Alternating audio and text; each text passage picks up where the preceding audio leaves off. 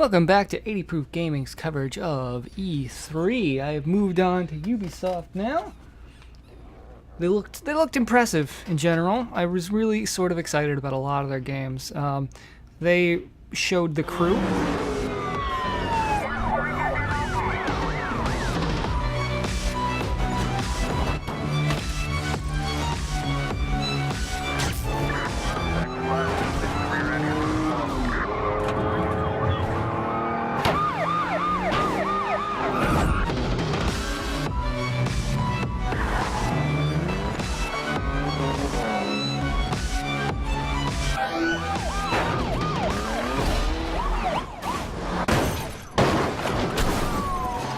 And they did a lot of live gameplay footage of The Crew, which was especially impressive because there weren't any flaws, no hiccups, good smooth frame rate, and it looked like a fun game. There was a lot of sort of changing the car's gear on the fly, changing out parts, going from street racer to off-road racer, and it seemed like so long as you weren't in the middle of a race, you could do it at any time.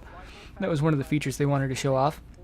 And it seemed to be very much centered on cooperative online play, where you would have a group of friends and you formed a crew, which always seemed to be 4 cars. I don't know if that's going to be consistent or not, but in the demo they showed, it seemed to be 4 cars. And they did a lot of race events. They did this off-road sand event where they had to try and hit this other car and disable it. And then an enemy crew came up, and there was a spontaneous crew battle. And that was really representative of this conference's focus on new forms of online play, sort of interesting, new interesting uses of the cloud and online features. So that was interesting, and it looked like a lot of fun. I'm not really into driving games per se, but I think it looks like it's going to be really good. And another one that they showed was the mighty quest for epic loot. This is my castle.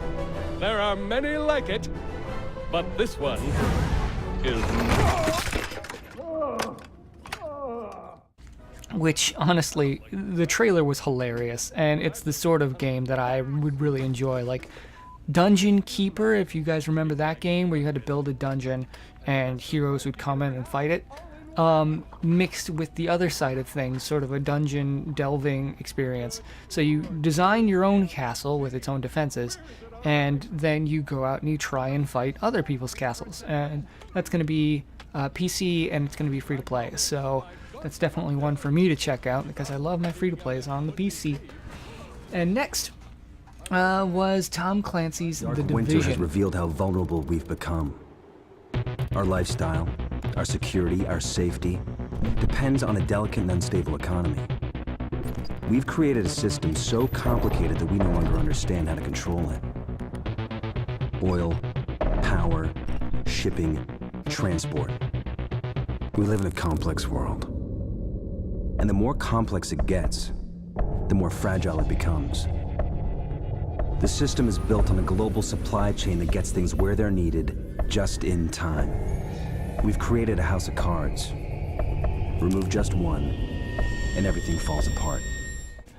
This one sort of excited me a little. I squeed a few times. It looks like it's going to be an RPG first-person shooter where, I mean, it's not like a hardcore RPG, but you level up and you've got talent points to spend and you get different abilities and you can equip different ones on the fly. As long as you're not in combat, probably. Well, maybe you could do it in combat too. It's just you get shot to death. And that's not really the goal. And it looked like a lot of fun. They did this thing that kept happening in all of the conferences where they sort of like did a staged online thing. It was actual gameplay, but all of the dialogue was like totally rehearsed and really irritating, and it just made you cringe.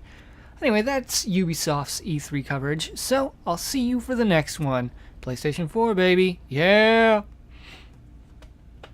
Leaving so soon? Go f*** yourself. Okay.